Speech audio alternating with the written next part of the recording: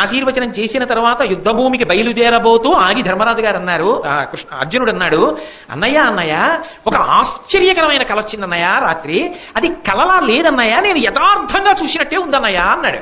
ఏమిట్రా కళ అన్నాడు ధర్మరాజు. ఈ కళ అంతా చెప్పాడు.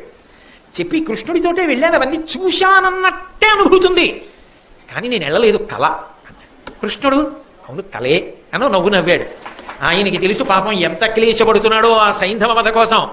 పైకి శల్యుళ్ళ ఓ మాట, దిక్కుమాలిన ప్రతిజ్ఞలు నువ్వు ఎవడ చేయమన్నాడు అంటే తను ఆ శల్యుడైపోడు, ఎంత కడుపులో పెట్టుకు కాసుకుంటున్నాడో చూడండి. అది పెద్దరికం అంటే, అది రావాలి మనిషికి. కాబట్టి ఇప్పుడు యుద్ధానికి బయలుదేరారు. అటు ద్రోణాచార్యుల వారు తక్కువ తిన్నాడా, ఆయన అద్భుతమైనటువంటి శకట వ్యూహాన్ని పన్నాడు. శకట వ్యూహం మధ్యలో పద్మవ్యూహాన్ని పన్నాడు. ఆ పద్మవ్యూహం మధ్యలో సూచీ వ్యూహాన్ని పన్నాడు. ఈ సూచీ వ్యూహాన్ని సైనిక ముఖం వరకు పన్నాడు. అంటే ఒకే రోజు శకట వ్యూహంలో, పద్మవ్యూహంలో సూచీ వ్యూహం. ఇప్పుడు దీని ముఖం దగ్గర తనని దాటితేనే లోపలికి వెళ్ళడం, తానే చతురంగ బలాలతో ఎదురు నిలబడ్డాడు. ఈ సైంధవుణ్ణి మధ్యలో నిలబెట్టలేదు, చిట్ట చివరికి నిలబెట్టాడు.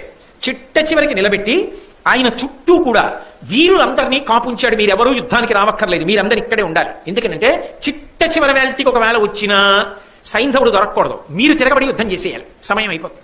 కాబట్టి చూడండి, ఇంకా 2 balls left 8 runs రిక్వైర్డ్ అంటే క్లోజ్ ఫీల్డింగ్ అంటారు చూసారా, అలా ఎవరి వ్యూహరచన వాళ్ళది. అందుకని మీరందరూ జాగ్రత్తగా ఉండి భూరిశ్రవుడు, కర్ణుడు, శల్యుడు, అశ్వత్థామ, వృషసేనుడు, కృపాచార్యుడు, ఇంతమంది సైంధవుడికి చుట్టూ నిలబడి ఉండాలి. అంటే ఒకవేళ సైంధవుడి దగ్గరికి వచ్చేసినాడు, గురిపెట్టి బాణం వేయడానికి అవకాశం ఉండకూడదు, మీరందరూ గుప్పించేయాలి. మిమ్మల్ని అందరినీ పడగొడితే కదా అసలు మీ దాకా రావడానికి అవకాశం ఇవ్వను. ఎందుకో తెలుసా, ముందు నేను ఉంటాను, దుర్యోధనుడు ఉంటాడు, ఇతర వీరులు ఉంటారు. ఇది కాక మీ ముందు 14,000 ఏనుగులు నిలబడి ఉంటాయి. అవి కాక 60,000 రథములతో వీరులు నిలబడి ఉంటారు. వాళ్ళు కాక 1,00,000 గుర్రముల మీద యోధులు నిలబడతారు.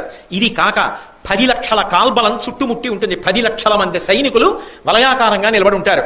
దాని మధ్యలో భూరిశ్రవుడు, కర్ణుడు, శల్యుడు, అశ్వత్థామ, వృషసేనుడు, కృపాచార్యుడు ఉంటారు. వాళ్ళ మధ్యలో సైంధవుడు నిలబడి ఉంటాడు. వాడు ధనస్సు బాణం పట్టుకుంటాడు అవసరమైతే ఓటేయడానికి.